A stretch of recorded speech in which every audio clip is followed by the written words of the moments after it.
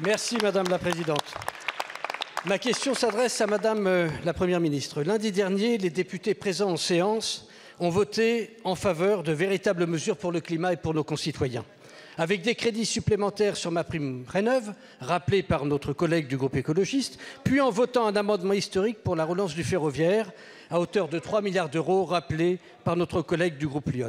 Depuis ce vote, nous entendons malheureusement beaucoup de déclarations gouvernementales sur le coût que représente cet investissement pour notre pays et la prétendue irresponsabilité dont nous aurions fait preuve.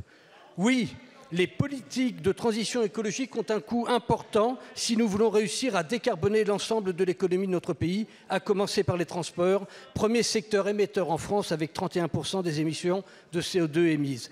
Le train, de son côté, assure 10% des transports et représente seulement 0,3% des émissions de CO2 du secteur. Donc, doubler la part du transport ferroviaire dans le pays permettrait donc de réaliser près du tiers de l'effort de décarbonation des transports auquel s'est engagée la France d'ici à 2030. Les 3 milliards de crédits avancés dans l'amendement que j'avais présenté sont issus d'un chiffrage évoqué à plusieurs reprises par le président de la SNCF. Et il est faux de dire, comme le fait votre majorité, que la SNCF ne saurait quoi faire de ces crédits supplémentaires. 90% des Français habitent à moins de 10 km d'une gare. Un tiers d'entre elles ne sont plus desservies. Un autre tiers sont très mal desservies. Il faut donc exploiter ce potentiel. Et l'ensemble des secteurs, l'ensemble des professionnels du secteur sont d'accord avec cette répartition. 1,5 milliard pour la relance du fret ferroviaire, 0,5 pour la régénération du réseau structurant, 0,7 pour la régénération des petites lignes, indispensables pour décarboner les mobilités du quotidien. Alors, ma question est simple. Allez-vous renouveler vos pratiques politiques, comme ça a été évoqué tout à l'heure, ou allez-vous encore une fois laisser passer le train de l'environnement et de la démocratie? Je vous remercie. Je vous remercie, monsieur le député. La parole est à monsieur Clément Beaune, ministre des Transports. Merci Madame la Présidente, Mesdames et Messieurs les députés, Monsieur le député Le Seul. Je n'ai jamais considéré que l'amendement que vous avez défendu dans l'hémicycle ne portait pas sur un sujet essentiel. J'ai d'ailleurs, avec plusieurs de mes collègues, répondu avec précision tard dans la nuit lundi dernier, car le sujet mérite le plus grand sérieux, la plus grande méthode, la plus grande responsabilité. La question du ferroviaire en particulier, vous le savez, a fait l'objet de réinvestissements très importants ces dernières années. Nous avons au total triplé l'effort public, l'effort de l'État en faveur du ferroviaire. La question du réseau ferroviaire que j'ai évoqué à l'instant est une priorité.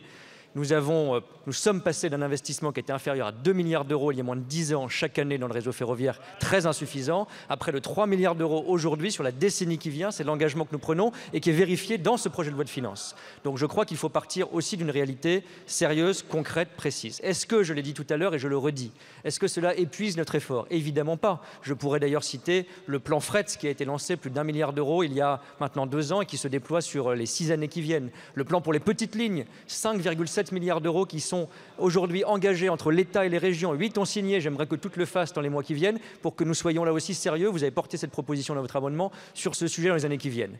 Et oui, sur le réseau, nous devrons encore regarder des moyens. Nous devrons encore programmer de manière pluriannuelle et aller plus loin sans doute. C'est le travail du Conseil d'orientation des infrastructures. C'est le travail que nous ferons ensemble dans les semaines et mois qui viennent. C'est le travail que nous ferons dans les contrats de plan État-région. Mais oui, je le redis, en effet, ajouter 15 milliards d'euros en 3 heures dans un projet de loi de finances en prenant 3 milliards d'euros sur le ferroviaire, 12 milliards d'euros sur la rénovation énergétique, ça ne veut pas dire que les sujets ne sont pas importants, ça veut dire qu'on doit les traiter avec le plus grand sérieux et pas en faisant en effet le coup du rideau ou des coups politiques. Je crois que ce débat mérite mieux, je crois que ce débat nous le poursuivrons avec vous, car je le rappelle, dans le COI, il y a toutes les sensibilités politiques qui sont représentées et ce Parlement aura l'occasion encore d'en discuter dans les mois qui viennent. Je sais, Monsieur Le Seul, pour en avoir discuté avec vous personnellement, que vous êtes attaché au service public ferroviaire comme je le suis et que nous continuerons ensemble cette discussion.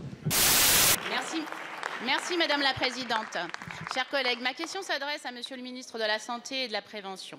Aujourd'hui en France, on soigne mal nos enfants et nos adolescents. L'alerte de la pédopsychiatrie s'ajoute à la crise de la pédiatrie. Un rapport de la Défenseure des droits indiquait que la crise sanitaire avait provoqué un doublement des syndromes dépressifs chez les 15-24 ans, ainsi qu'une hausse vertigineuse des troubles anxieux et des phobies sociales. Les effets psychiques et psychosomatiques sur nos enfants sont bien visibles et pour longtemps. À cela s'ajoute qu'ils sont de plus en plus jeunes. Selon le même rapport, on dénombre 25 départements non couverts pour la pédopsychiatrie ou dotés de services uniquement ambulatoires.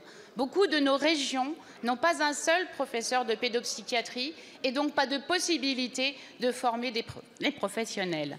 Nous manquons de lits d'hospitalisation en pédopsychiatrie. Nous avons demandé dans mon département depuis plusieurs années l'ouverture d'une unité qui n'est toujours pas effective. Cela oblige les enfants, les adolescents, y compris ceux qui sont passés avec des passages à l'acte, à rentrer bien évidemment par le secteur de l'urgence, mais sans lit de pédopsychiatrie, ils sont évidemment dans le cadre de la pédiatrie et qui arrivent aujourd'hui à bout de souffle. Tout le monde est à bout de souffle sur la prise en charge et l'accompagnement de notre jeunesse. Résultat, pour environ 200 000 enfants qui ont besoin de soins et d'accompagnement, seuls 600 pédopsychiatres sont disponibles à l'échelle de notre territoire en France. Les délais moyens.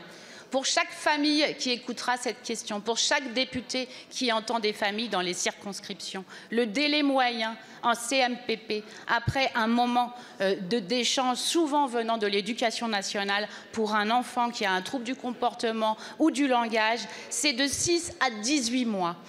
Aujourd'hui, cette situation n'est plus... Madame la députée. Merci beaucoup. La parole est à Madame Agnès Firmin-Lebaudot, ministre de l'Organisation territoriale et des professions de santé. Madame la Présidente, Mesdames et Messieurs les députés, Madame la députée Isabelle Santiago, vous l'avez signalé, la santé mentale et la santé mentale de nos enfants est un enjeu majeur. Vous l'avez aussi signalé, la pédopsychiatrie, comme beaucoup de professions médicales, est en crise. Nous manquons de pédopsychiatres. Les assises de la santé mentale de septembre 2021 ont permis néanmoins de donner un nouveau souffle à notre feuille de route en matière de santé mentale. Parmi les actions de la santé mentale des jeunes, elles ont prévu une augmentation sur 3 ans de 400 équivalents temps plein en 2022 et 2024 pour renforcer les effectifs des centres médico-psychologiques infanto-juvéniles, la création d'une maison d'adolescents dans chaque département. En réponse à la dégradation de l'état santé mental constatée chez les jeunes, nous avons aussi reconduit auprès de jeunes publics sur les réseaux sociaux notamment, mais aussi dans les établissements d'enseignement, la campagne de communication « J'en parle à » réalisée par Santé publique France. Nous soutenons aussi des dispositifs importants comme Nightline France, ce sont des étudiants qui parlent aux étudiants, le 3114, le fil santé jeune.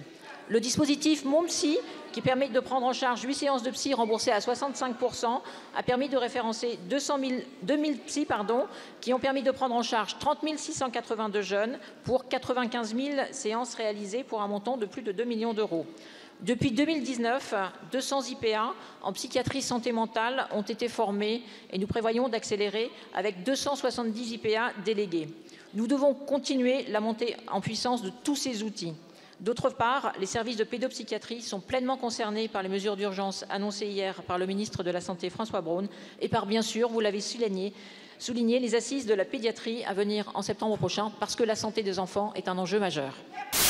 Merci, Monsieur le Président. Madame la Ministre, en raison des crises successives, un nombre croissant de nos concitoyens se trouvent en situation de grande précarité et ils sont de plus en plus nombreux à devoir recourir à l'aide alimentaire pour se nourrir au quotidien. Dans mon département, les bénéficiaires de la banque alimentaire ont augmenté de 5% en un an. Cela représente aujourd'hui 42 000 personnes, soit plus de 10% de la population de la Haute-Vienne.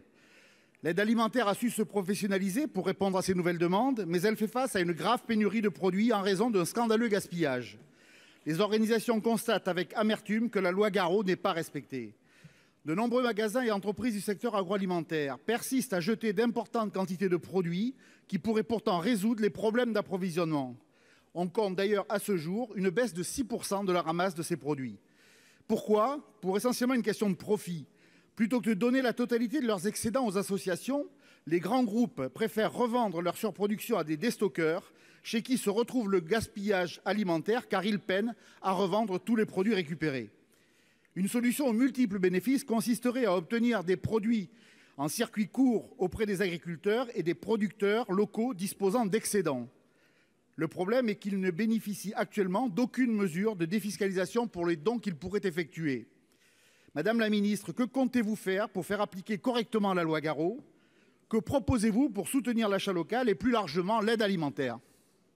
Pour vous répondre, la parole est à la secrétaire d'État en charge de l'économie sociale et solidaire, Madame Schiappa. Vous avez la parole. Merci, Monsieur le Président, Madame la Première ministre, Monsieur le Sénateur Christian Redon-Sarrazy. Je vous remercie d'abord pour votre question relative à la question du gaspillage alimentaire. Et vous avez raison de rappeler la loi portée par Guillaume Garot qui a notamment permis d'interdire, de rendre impropres les denrées alimentaires et d'obliger les acteurs à porter une convention de don avec une association habilitée.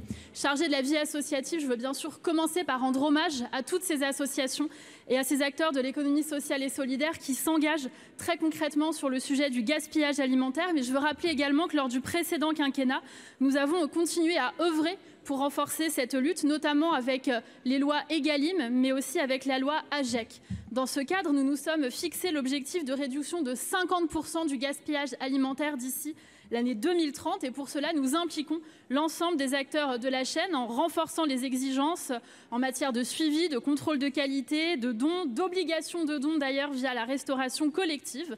Et je vous annonce que nous lancerons prochainement un label national anti-gaspillage afin de clarifier et de valoriser ces initiatives. Il sera porté par Marc Fesneau et Christophe Béchu, chargés de l'agriculture et de la transition écologique. Merci pour eux. C'est donc une mesure de la loi AGEC que nous pourrons mettre en œuvre parce que, comme vous le savez, les Français sont toujours plus sensibles à leur manière de consommer. L'entreprise de l'économie sociale et solidaire Phoenix dit par exemple que 84% des Français privilégient un supermarché identifié par un label de ce type. La question du gaspillage alimentaire et de l'accès à l'alimentation sont fondamentales pour nous. C'est d'ailleurs pourquoi demain, la Première ministre Elisabeth Borne ira en déplacement dans une banque alimentaire et nous aurons l'honneur de l'accompagner avec le ministre des Solidarités, Jean-Christophe Combe, pour être toujours au plus près des acteurs de terrain. Je vous remercie. Monsieur Redon-Sarrazy. Merci Madame la Ministre. Je me doutais de cette réponse, qu'il n'en est pas vraiment une.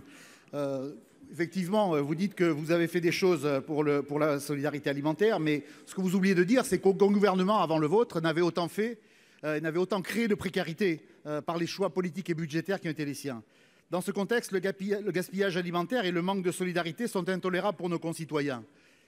Lors des débats budgétaires qui vont s'ouvrir au Sénat, notre groupe proposera des mesures immédiates et concrètes pour faire face à l'aggravation de la crise et à l'inflation record que subit le pays, afin que la solidarité, et notamment la solidarité alimentaire, soit dignement assurée. Monsieur le Président, mes chers collègues, ma question s'adresse à Clément Beaune, ministre des Transports. Monsieur le ministre, le 15 décembre 2013, c'est dans la joie que la ligne à grande vitesse reliait le Languedoc-Roussillon à la Catalogne, la France à l'Espagne. À raison de 4 dessertes par jour, entre Paris et Barcelone, en passant par Valence, Nîmes, Montpellier et Perpignan, ce sont des chefs d'entreprise, des scolaires, des étudiants, des touristes qui ont voyagé dans les deux sens. Nous venons d'apprendre qu'en raison de l'ouverture à la concurrence et des accords commerciaux entre la Renfe et la SNCF, à compter du 11 décembre prochain, ces 4 dessertes quotidiennes allaient passer à 2. Nous avons appris par la même occasion que la ligne à grande vitesse entre Lyon et Barcelone s'arrêtait et la ligne à grande vitesse entre Marseille et Madrid s'arrêtait aussi.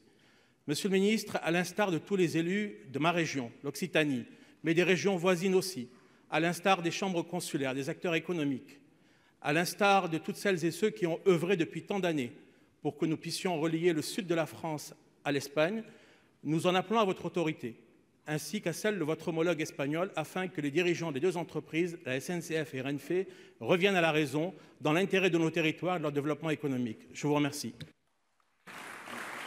Pour vous répondre, la parole est au ministre délégué en charge des Transports. Vous avez la parole, monsieur Beaune.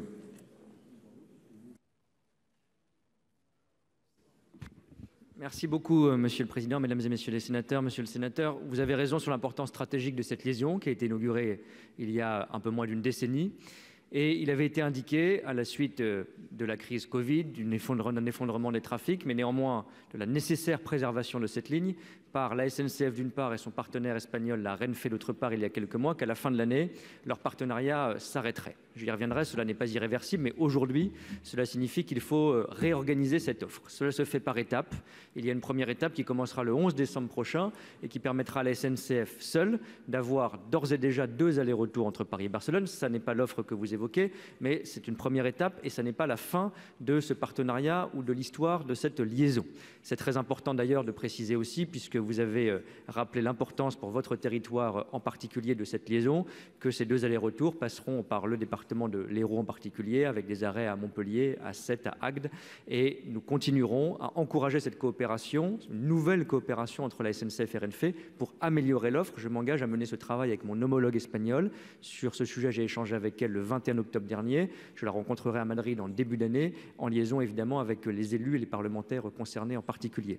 Sur les autres liaisons, je tiens à préciser aussi que ce qui se met en place à défaut de ce partenariat renouvelé, c'est que la Renfe va reprendre les liaisons entre Lyon et Barcelone d'une part, entre Madrid et Marseille d'autre part, et donc il y aura bien une liaison qui là aussi sera reconduite, même si les fréquences doivent être encore rediscutées. Je précise aussi, puisque cela est une autre liaison importante entre la France et l'Espagne, même si vous ne l'avez pas évoqué, qu'il y a un cadre qui s'arrête à la fin de l'année aussi pour la liaison entre Perpignan et Figueras, et que je me suis engagé avec mon homologue espagnol à demander à nos 2 opérateurs de trouver aussi une solution de continuité pour cette liaison. Donc je suis prêt à continuer ce travail avec vous pour que nous améliorions les choses, pour que ce partenariat, même s'il n'est pas reconduit à l'identique, puisse déboucher sur d'autres types d'options et qu'il n'y ait pas une pénalisation de ces liaisons qui sont importantes. Je rappelle aussi, puisque vous avez évoqué la question de la concurrence, que notre opérateur, la SNCF, est présent sur le marché espagnol, je crois pour le bienfait de l'entreprise et aussi pour le bienfait de millions d'utilisateurs sur la liaison entre Madrid et Barcelone. Monsieur Bourgi. Monsieur le ministre, je vous remercie, mais vous n'avez pas tout à fait répondu à ma question. Vous m'avez répondu en apportant des éléments sur une offre qui sera dégradée. Et qui dit offre dégradée, ça veut dire impossibilité de faire l'aller-retour dans la journée. Et ça concerne en particulier les chefs d'entreprise. Lorsque vous me dites que dans quelques semaines ou dans quelques mois, la Renfe pourra exploiter ou reprendre certaines lignes, rien n'est acquis à ce jour. Mais puisque vous avez évoqué le Covid, monsieur le ministre, je voulais vous dire que partout en France, sur le territoire national, et je vais parler des liaisons entre Bordeaux et Paris, entre Brest et Paris, rien n'est satisfaisant parce que nous ne sommes pas revenus à la situation antérieure au Covid. Aujourd'hui, les trains fonctionnent, ils sont pleins, remplis, les prix flambent, avec parfois une insatisfaction des voyageurs, puisqu'effectivement, il y a des retards. Et je vous demande vraiment de réfléchir à la stratégie de la France en matière de LGV. Monsieur le Président, Madame la Ministre, mes chers collègues, la souveraineté énergétique française est mise à mal. La piste des énergies décarbonées produites localement et la diversification des approvisionnements apparaît comme une solution d'avenir. L'hydrogène est une piste sérieuse qui présente de nombreux atouts, notamment celui de décarboner les activités industrielles et les mobilités. Le plan d'action Repower EU insiste sur la nécessité de créer un réseau de distribution à l'échelle européenne. Cette dorsale concerne 21 pays et viserait à interconnecter les centres de production régionaux et nationaux pour se prémunir de la dépendance au gaz russe. Il permettra d'alimenter les usagers industriels, parmi lesquels le premier hub d'hydrogène vert et d'éolien offshore à Port-la-Nouvelle, maillon essentiel de la transition énergétique en Méditerranée occidentale, porté par la région Occitanie et financé fortement par l'Europe, l'État et la BPI. C'est dans ce contexte, avec la plus grande surprise, que nous avons appris dans la presse la naissance d'un nouveau projet de gazoduc sous-marin entre Barcelone et Fos-sur-Mer baptisé Barmar. Barmar ne peut ignorer et balayer d'un revers de main la stratégie de développement en Occitanie d'une filière industrielle de massification, de production et d'énergie d'hydrogène décarbonée, déjà en phase opérationnelle. Si le projet Barmar va dans le bon sens, nous n'avons aucune information ni sur son impact économique, ni écologique, ni sur la stratégie énergétique visée, contrairement au projet initial MidCat qui reliait les centres de production régionaux ainsi que les utilisateurs industriels de Bordeaux à Marseille. Madame la Ministre, pouvez-vous nous assurer que lors du prochain sommet européen d'Alicante les 8 et 9 décembre, la région Occitanie aura confirmation qu'elle sera bien connectée au projet Barmar via le pôle industriel de Port-la-Nouvelle? Pour vous répondre, la parole est à la ministre de la Transition énergétique, Madame Pannier-Runacher. Merci, Monsieur le Président, Mesdames et Messieurs les sénateurs, Monsieur le sénateur Pla. D'abord, je veux vous dire l'engagement de la France pour soutenir une filière hydrogène bas carbone. Vous le savez, c'est un des grands axes de notre politique industrielle et de notre politique énergétique, puisque nous investissons 9 milliards d'euros dans cette politique, au travers notamment du plan France 2030. 9 milliards pour faire émerger toutes les briques technologiques de la filière hydrogène bas carbone, électrolyseurs, piles à combustible, solutions de stockage, et notamment pour porter un projet à Port-la-Nouvelle de production d'hydrogène décarboné pour la filière transport, et également un projet qui va permettre de décarboner nos industries et d'accompagner les collectivités locales qui en feront un levier de décarbonation. Je pense au projet de l'agglomération de Dijon, par exemple, pour les transports en commun, ou au train à hydrogène vert que portent plusieurs régions, dont la vôtre, celle d'Occitanie. Pour revenir à la question que vous posez, ce que le président de la République a décidé avec ses homologues portugais et espagnols, c'est 2 décisions fortes. La première décision, c'est de renforcer les interconnexions entre la péninsule ibérique et la France en matière d'électricité, car c'est le premier levier pour faciliter la production d'hydrogène sur base bas carbone, et c'est ce que nous allons en faire. La deuxième décision, c'est effectivement de constater la difficulté à mener à son terme le projet MidCat et de le remplacer par une solution sous-marine qui relierait Barcelone à Marseille pour en faire une infrastructure hydrogène. Cette infrastructure, elle viendra en support des autres infrastructures hydrogène que nous allons devoir développer pour porter nos ambitions hydrogène. Mais je veux vous rassurer ici, l'Occitanie a pris des engagements en matière d'hydrogène vert qui sont forts et nous allons continuer à l'accompagner parce que ce sont des solutions créatrices d'emplois, parce que nous avons besoin d'électrolyseurs sur notre territoire et parce que nous souhaitons faire de la France un des leaders mondiaux de l'hydrogène. Monsieur Sébastien Pla. Madame la ministre, ce n'est pas les moyens. Effectivement, 8 milliards d'euros, vous l'avez dit, sont des moyens colossaux pour l'industrie hydrogène décarbonée. C'est la méthode qui interroge, pour la bonne et simple raison que le projet Barmar sort du chapeau, et vous l'avez dit, c'est une décision du président de la République directement avec ses homologues espagnols et portugais, sans aucune concertation localement avec les acteurs qui portaient MidCat, dont les acteurs industriels et les élus, et encore moins la DGEC qui n'était pas au courant de ce projet-là. Donc il y a réellement un problème de méthode. Cela dit, merci beaucoup à l'ancien Premier ministre qui a mis énormément d'argent sur le projet de Port-la-Nouvelle, donc c'était un projet industriel pour le pays. Le problème, c'est que si on n'interconnecte pas Port-la-Nouvelle au projet Barmar, ça ne fonctionnera pas. L'Occitanie et l'Aquitaine passera à côté du futur des énergies de l'hydrogène.